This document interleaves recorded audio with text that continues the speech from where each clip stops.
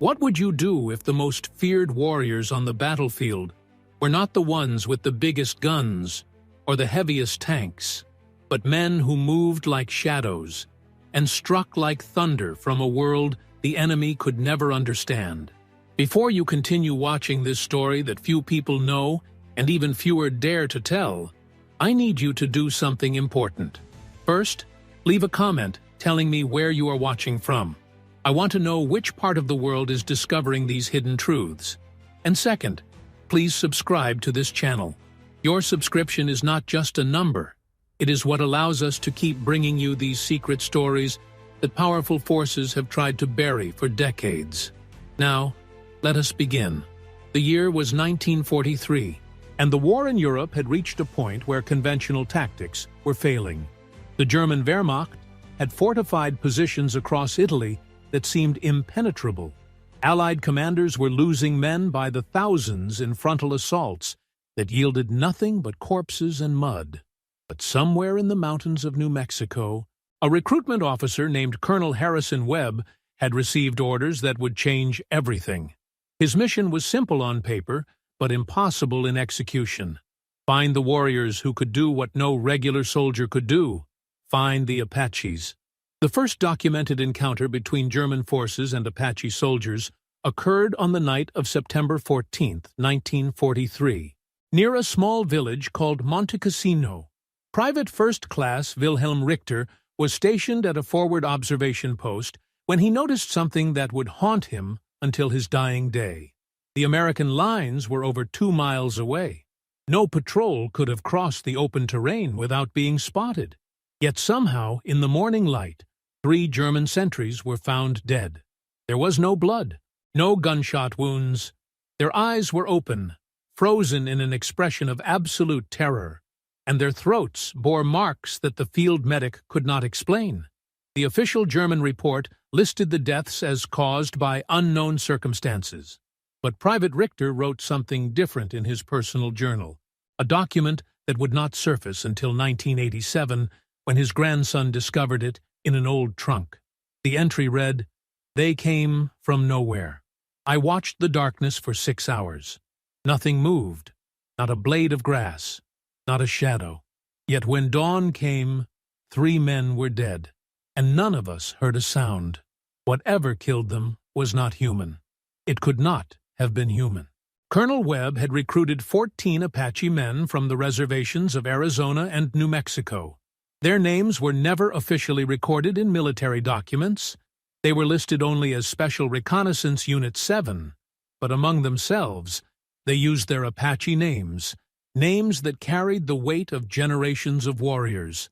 Their leader was a man called Goyawe, which meant one who yawns in the Apache language, though there was nothing drowsy about him. He was 42 years old, ancient by military standards, but his eyes held a sharpness that made younger men look away. The training these men received was unlike anything the United States Army had ever designed. For 6 months, they lived in the mountains of New Mexico, away from any base or official installation. Their instructors were not military personnel, but elders from the reservation, men who remembered the old ways, the ways of Geronimo and Cochise, the ways of warriors who had held off the entire United States Army for decades with nothing but courage, cunning, and an intimate knowledge of the land. What they learned could not be found in any manual. They learned to control their breathing so completely that their chests would not rise and fall for minutes at a time. They learned to move across any terrain without disturbing a single stone or leaf.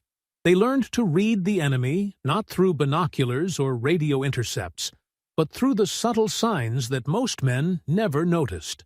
The way birds flew, the direction smoke drifted, the almost imperceptible vibrations in the ground that told them where men were walking miles away. But there was something else they learned, something that the Army documents never mentioned, and that the men themselves rarely spoke of.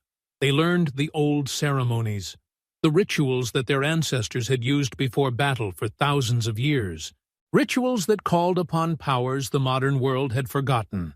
The second engagement came 3 weeks after Monte Cassino. A German armored division had established a stronghold in a valley that controlled the only passable road for 50 miles. Allied bombers had tried to destroy it. Artillery had pounded the position for days. Nothing worked. The Germans had dug in too deep, and every infantry assault had been thrown back with catastrophic losses. On the night of October 7th, 1943, the 14 Apache warriors were deployed.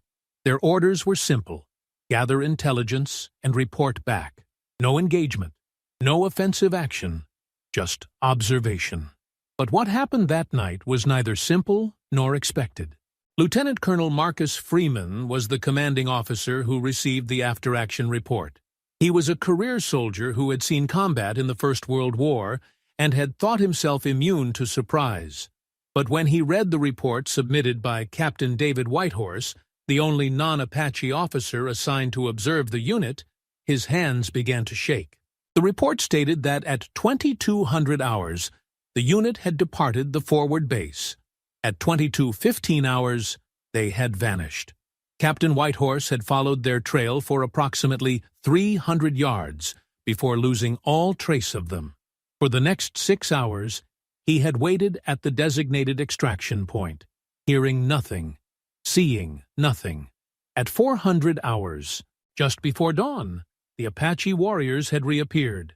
They were carrying documents, maps, and equipment that could only have come from inside the German command post. They had captured a German officer, a major named Klaus Brenner, who was in a state of catatonic shock.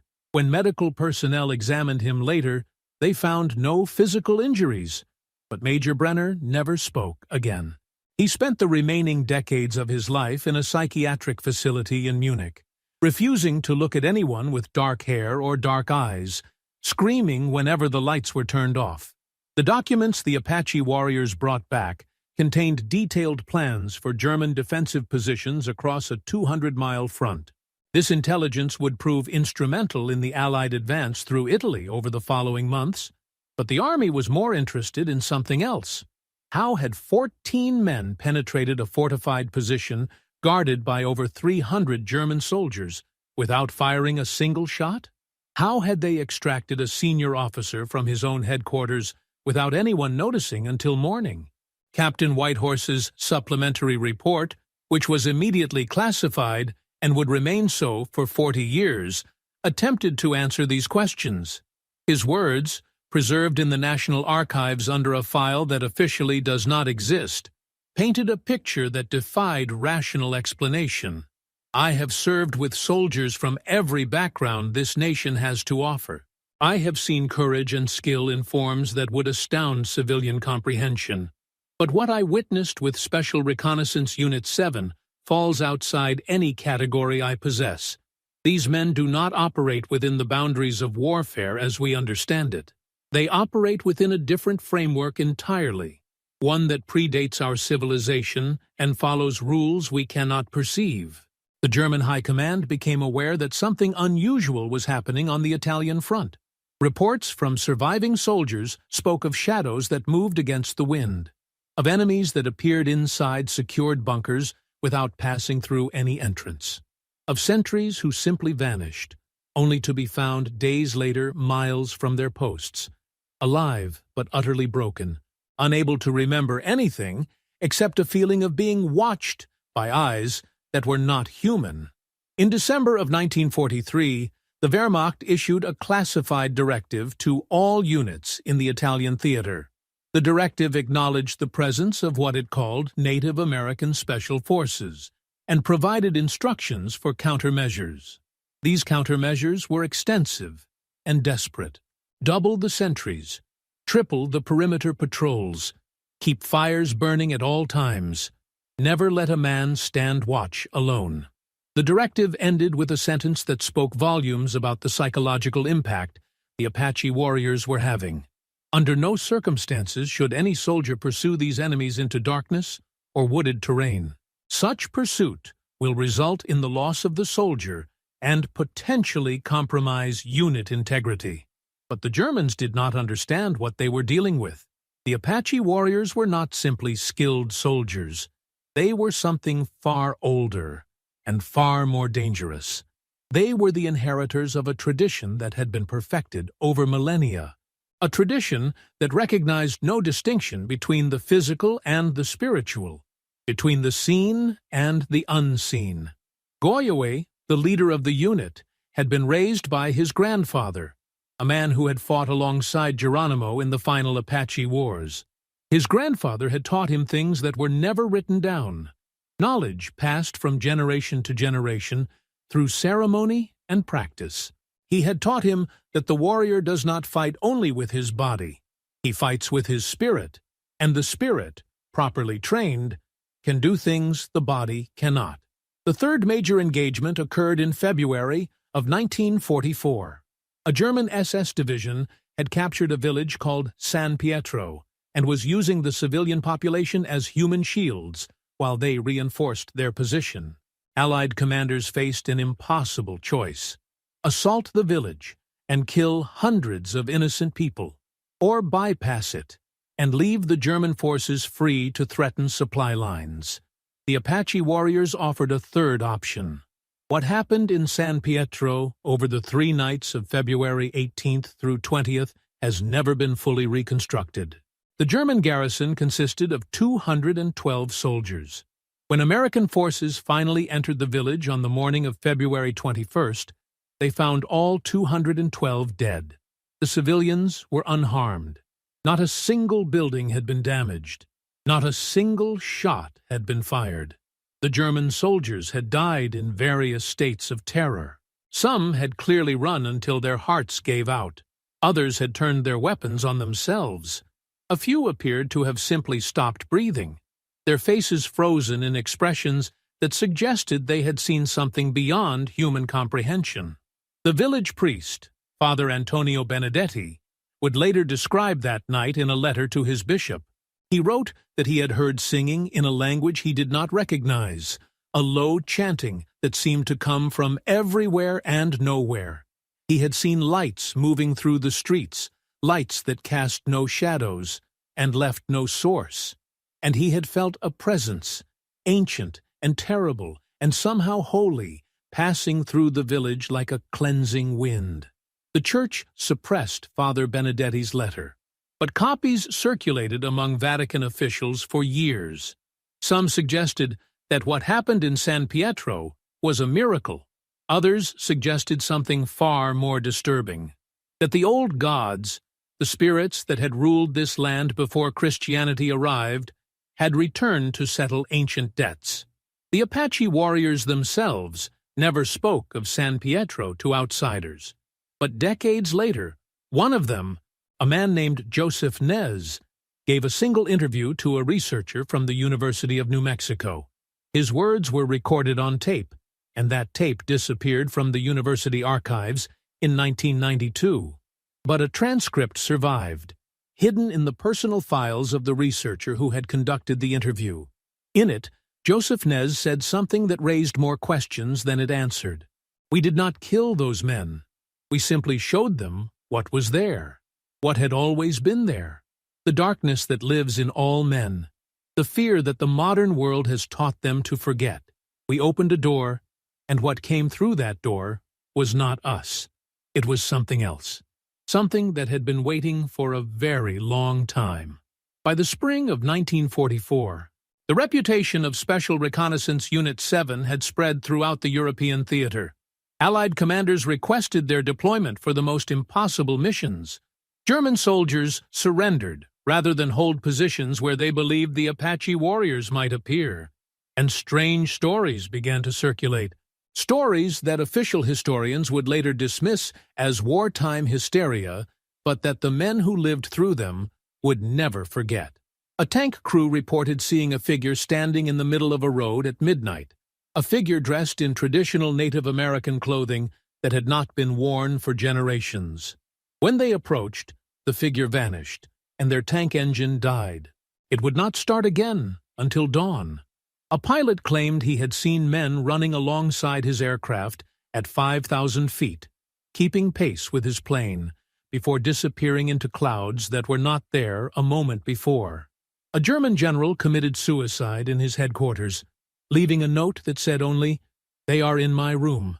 They are always in my room. They will never leave. The Psychological Warfare Division of the Army became interested in these reports. If the Apache warriors were having such a devastating effect on enemy morale, perhaps their methods could be studied and replicated.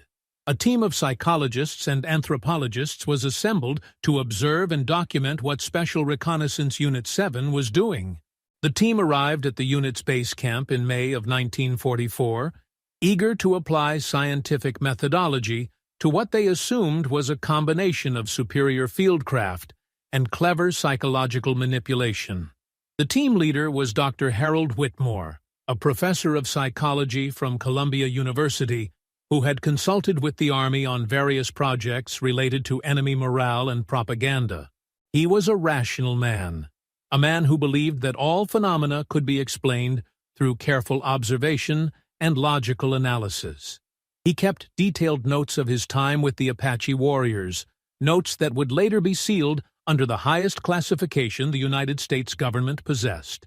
His first entry, dated May 15, 1944, read, "Arrived at base camp.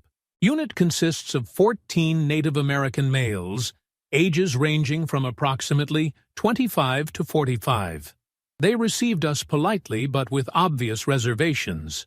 Their demeanor is unlike any military personnel I have encountered. They move with a deliberation and awareness that suggests training far beyond standard infantry preparation. Will begin formal observations tomorrow." His second entry, dated May 16th, read, "Attempted to observe morning routine.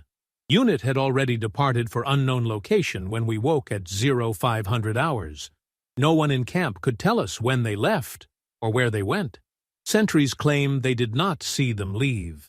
This is concerning, as the sentries were specifically instructed to monitor all movement." His third entry, dated May 17th, read, "Unit returned at midday.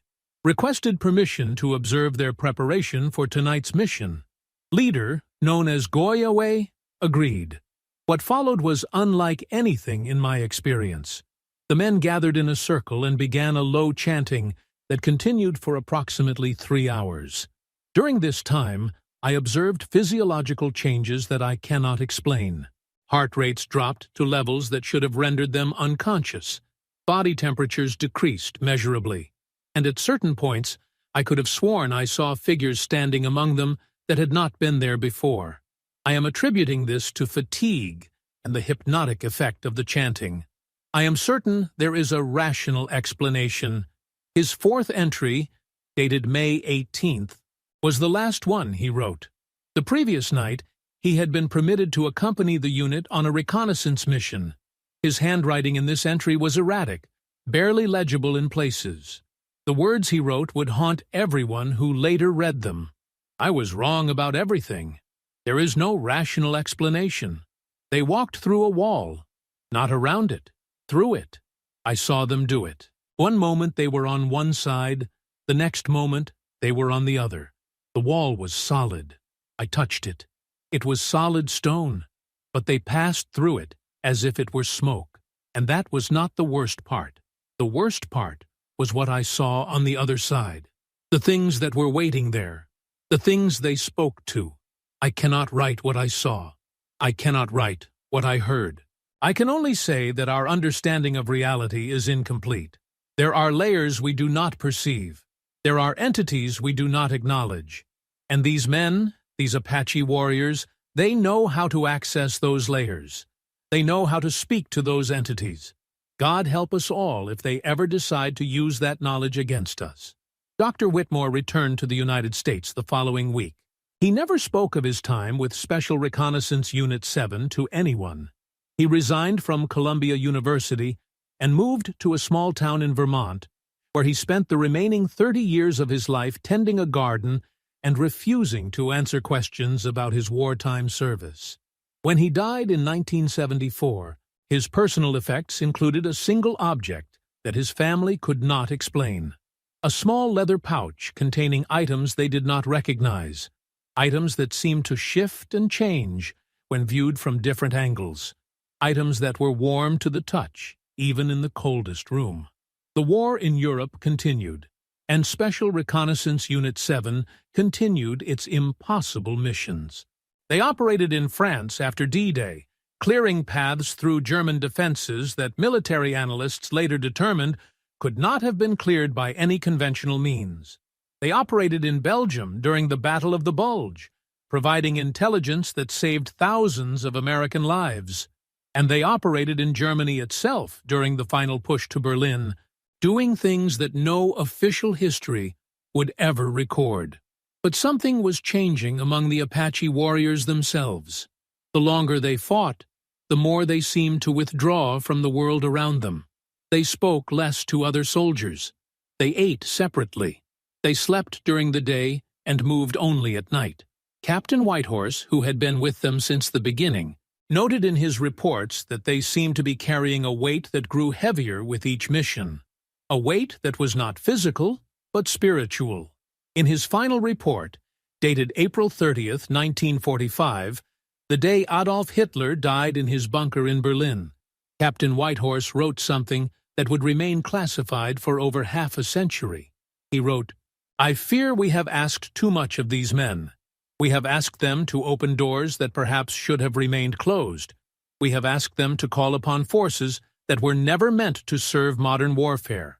And I believe that those forces have exacted a price that these men are still paying and will continue to pay long after the guns have fallen silent. I recommend that Special Reconnaissance Unit 7 be immediately disbanded and that all records of their service be sealed, not to protect military secrets, but to protect the sanity of anyone who might try to replicate what they have done. Some knowledge is too dangerous to be known. Some powers are too terrible to be wielded. And some doors, once opened, can never be fully closed again." The war ended in May of 1945, but for the 14 Apache warriors of Special Reconnaissance Unit 7, the ending brought no peace. They returned to the United States on a transport ship that crossed the Atlantic in 12 days, and during those 12 days, the other soldiers on board learned to avoid them, not out of disrespect, but out of an instinctive fear that none of them could explain. The Apache warriors stayed in a section of the ship that other men found reasons not to enter. The lights in that section flickered constantly. The temperature dropped 10 degrees whenever someone approached. And at night, the crew reported hearing sounds from below decks, sounds that did not match any human voice, sounds that seemed to come from very far away and very long ago. When the ship docked in New York Harbor on June 3, 1945, the 14 warriors disembarked separately from the other soldiers. They were met not by family or friends, but by a convoy of unmarked vehicles that took them to a facility in upstate New York. The facility had no official name. It appeared on no maps, and what happened there over the following 3 months would remain one of the most closely guarded secrets in American military history. The Army wanted to understand what Special Reconnaissance Unit 7 had done during the war. More importantly, they wanted to know if it could be replicated. If 14 men could accomplish what these warriors had accomplished, imagine what an entire division could do. Imagine an army that could move through walls, that could strike terror into enemies without firing a shot, that could access powers beyond the physical world. The possibilities were limitless. The implications were staggering.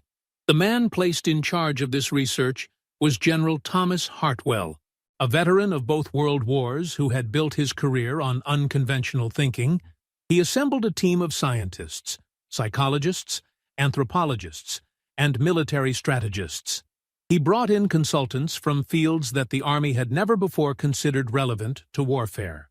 He secured funding that bypassed normal channels and reported directly to individuals whose names never appeared in any official document. And he began a systematic study of the Apache warriors that would consume the next 90 days of his life. The initial interviews yielded nothing. The warriors answered questions politely but revealed nothing of substance. They described their missions in terms that could have applied to any reconnaissance unit. They attributed their success to training and teamwork. They denied anything unusual had occurred. General Hartwell knew they were lying, but he could not prove it, and he could not force them to speak. These men had earned more medals than any unit in the European theater. They were heroes. They could not be coerced. So General Hartwell tried a different approach.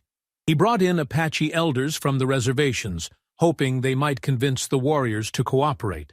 But the elders, after spending a single afternoon with the returned soldiers, refused to participate further. One of them, a man named Thomas Yellowhorse, who was nearly 90 years old and remembered the final surrender of Geronimo, spoke privately with General Hartwell before leaving. His words were recorded by a hidden microphone, a recording that would surface decades later in a Freedom of Information Act request that was partially granted and mostly redacted. Thomas Yellowhorse said, "You do not understand what you are asking. These men did what had to be done. They called upon the old powers, the powers that our people have known since before your ancestors learned to write. But those powers are not tools to be used and discarded. They are relationships. They are bonds. And once those bonds are formed, they cannot be broken.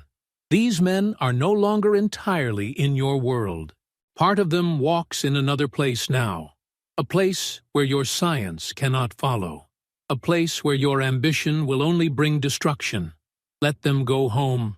Let them try to find peace, and pray that what they brought back with them does not spread." General Hartwell did not heed this warning. He intensified his research. He ordered medical examinations that revealed anomalies the doctors could not explain. The warriors had heart rates that dropped to single digits during sleep, yet showed no signs of distress. Their brain wave patterns displayed frequencies that did not correspond to any known state of consciousness. And their blood, when analyzed under microscopes, contained structures that the laboratory technicians initially believed were contamination, until they realized the structures were moving on their own. On the 47th day of the study, something happened that changed everything. A young researcher named Dr. Elizabeth Crane was conducting a routine interview with one of the warriors, a man called Dashiell Naishe, when she noticed something in his eyes, a flicker, a movement, as if something behind his eyes was looking out at her. She asked him what he was thinking about. He smiled and said, "I am thinking about the door." She asked, "What door?" He said, "The door we opened in Europe, the door that never closed. It is still open, Dr. Crane. And sometimes things come through." That night, Dr. Crane experienced the first of what would become a series of incidents that spread through the research facility over the following weeks. She woke at exactly 3 a.m. to find a figure standing at the foot of her bed. The figure was tall and thin, dressed in clothing that seemed to belong to another century, another world. It did not move. It did not speak. It simply watched her with eyes that reflected no light. She screamed, and when the guards arrived moments later, the figure was gone. But the temperature in her room had dropped to below freezing, and on her window, written in frost that should not have been possible in June, were words in a language that the base linguist later identified as archaic Apache. The words translated to, "We see you now." Over the next 2 weeks, 17 members of the research staff reported similar experiences. Figures in their rooms at night, voices whispering in languages they did not understand, objects moving on their own, and always, the feeling of being watched by something that was not human. 3 researchers requested immediate transfer.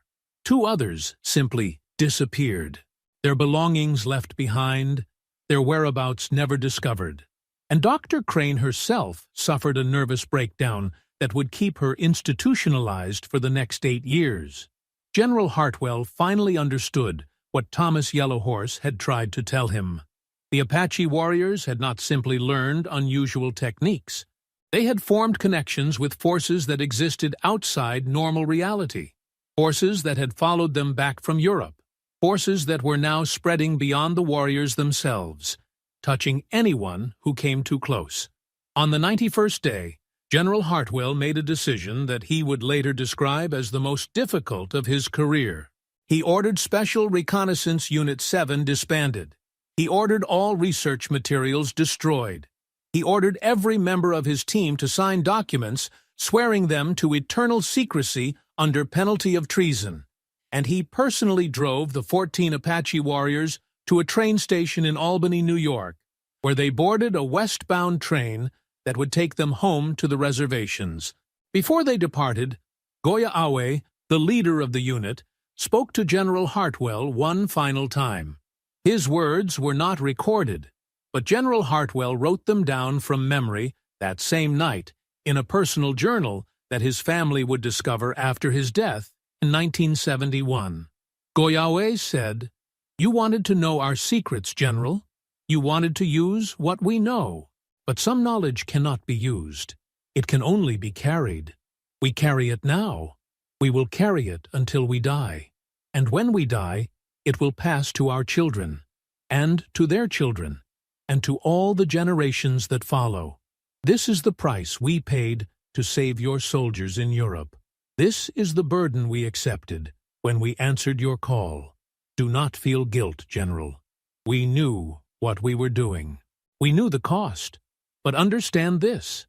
The door we opened does not close just because the war is over. The things that came through that door are still here.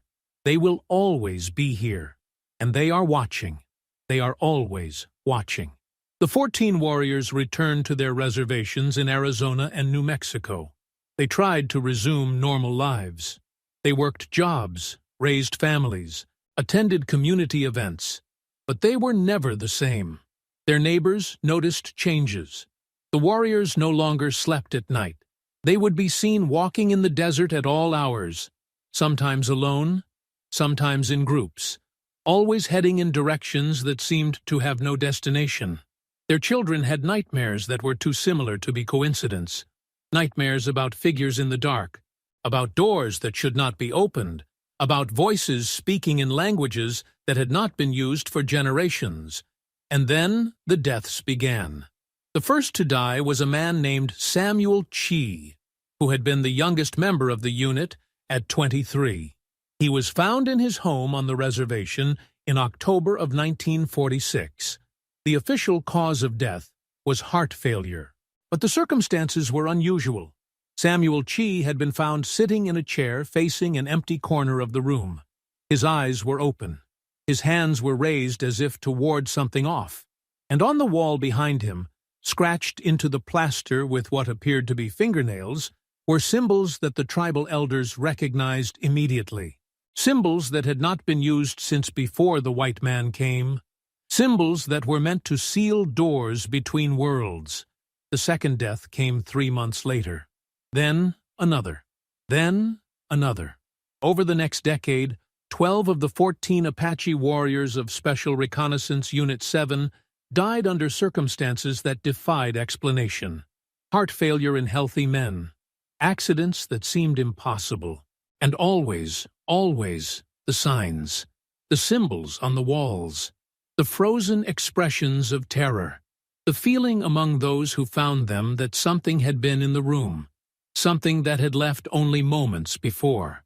By 1957, only 2 of the original 14 remained. Goya Awe, the leader, and Joseph Nez, the man who would later give the only interview about what the unit had done. They lived on opposite ends of the reservation, rarely seeing each other, rarely speaking to anyone about the war. But they knew they were being watched. They knew that whatever had followed them back from Europe was still there, waiting, patient, eternal. Goya Awe died in 1963 at the age of 62. He was found in the desert, 5 miles from any road or structure, sitting cross-legged, facing the rising sun. There was no sign of how he had gotten there, no footprints in the sand around him, no vehicle tracks. It was as if he had simply appeared in that spot, or as if something had carried him there. The tribal elders who prepared his body for burial reported that his face held an expression they had never seen before.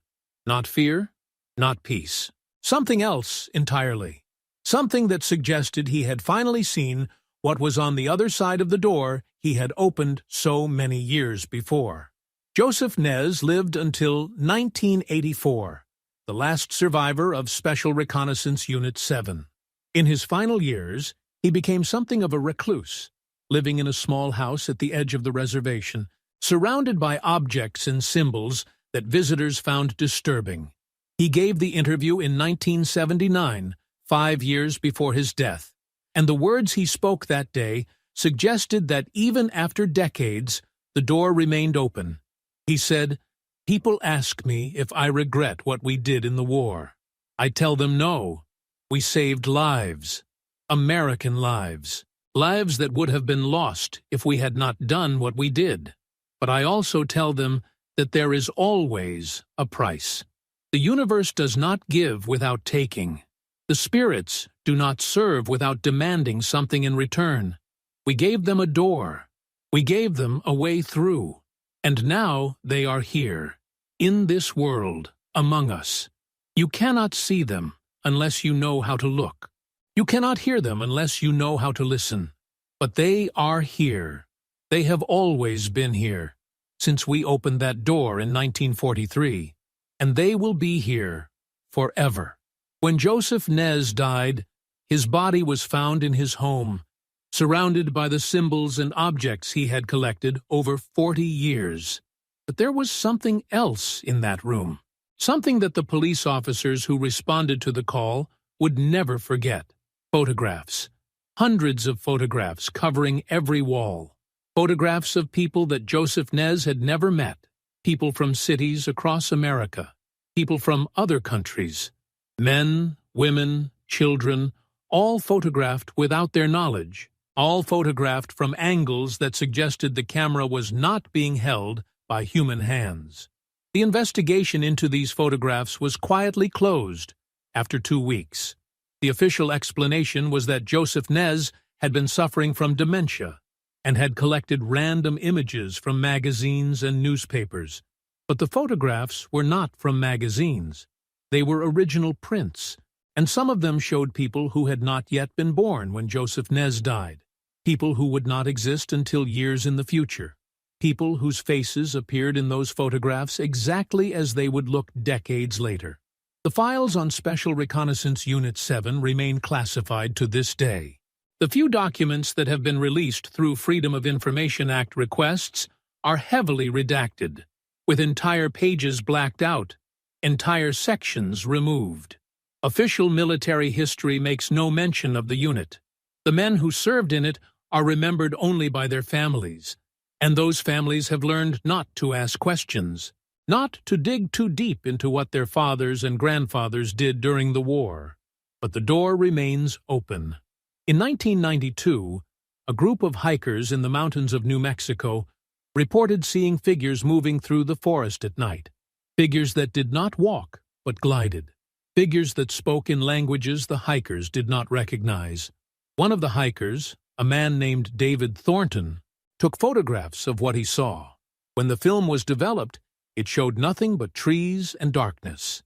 But in one photograph, in the corner, almost invisible unless you knew what to look for, there was a face that did not belong to any of the hikers. A face that seemed to be looking directly at the camera from a place that was not quite in this world. In 2008, a construction crew working on a new highway near the Arizona-New Mexico border uncovered a buried structure that archaeologists could not explain. The structure contained symbols identical to those found in the homes of the deceased Apache warriors. It contained objects that appeared to be thousands of years old yet showed no signs of decay. And it contained something else, a doorway that led nowhere, that opened onto solid rock, yet somehow seemed to continue into depths that could not be measured. The construction project was halted. The site was sealed. The workers were reassigned to other projects and told never to speak of what they had found. But some of them did speak, and some of them reported that in the weeks and months after leaving that site, they began to experience things. Figures in their rooms at night, voices in languages they did not understand, the feeling of being watched by something that was not human. The legacy of Special Reconnaissance Unit 7 continues to this day. The door they opened in 1943 remains open. The things that came through that door remain among us. And the sacrifice those 14 Apache warriors made to win a war has echoed through the decades, touching lives in ways that most people never suspect. Perhaps you have felt it yourself, that moment late at night, when you are certain someone is watching you, that shadow in the corner of your vision that disappears when you turn to look, that voice whispering just below the threshold of hearing, speaking words in a language that feels older than human memory. Perhaps you have dismissed these experiences as imagination, as tricks of the tired mind, as nothing more than the echoes of primal fears. But perhaps they are something more. Perhaps they are reminders that the universe is larger than we know, that there are forces beyond our understanding, that doors, once opened, can never be fully closed, and that the price of victory is sometimes paid by generations yet unborn. The Apache warriors knew this. They accepted this. They carried this burden so that others would not have to, and in doing so, they became something more than soldiers. They became guardians of a threshold, protectors of a boundary between worlds, sentinels standing watch over a door that can never be shut. If you are watching this, and you have felt these things, if you have seen shadows that should not exist, or heard voices that no one else can hear, know that you are not alone. Know that what you are experiencing is real, and know that there is only one protection against the darkness that waits on the other side of that open door. That protection is faith. Faith in something greater than ourselves. Faith in a power that transcends the physical world. Faith in God and in Jesus Christ, who offers us light in the darkness and shelter from the storms that rage in realms we cannot see. The Apache warriors knew the old ways, the ways of spirits and powers that existed before any religion we know today. But even they understood that some forces are too great to be faced alone. Even they, in their final moments, called upon something greater than themselves, something eternal, something divine. In a world where doors have been opened that should have remained closed, where shadows walk among us and voices whisper from beyond the veil, our only refuge is in the light of truth, the light of love, the light of a God who sees all, knows all, and offers salvation to all who seek it. The Apache warriors of Special Reconnaissance Unit 7 are gone now. Their names have been forgotten. Their deeds have been erased from official history. But what they opened remains, and what they faced still waits in the darkness, watching, patient, eternal. The question is not whether the door exists. The question is whether you are prepared for what might come through it. And the answer to that question depends on where you place your faith. Choose wisely. The darkness is listening.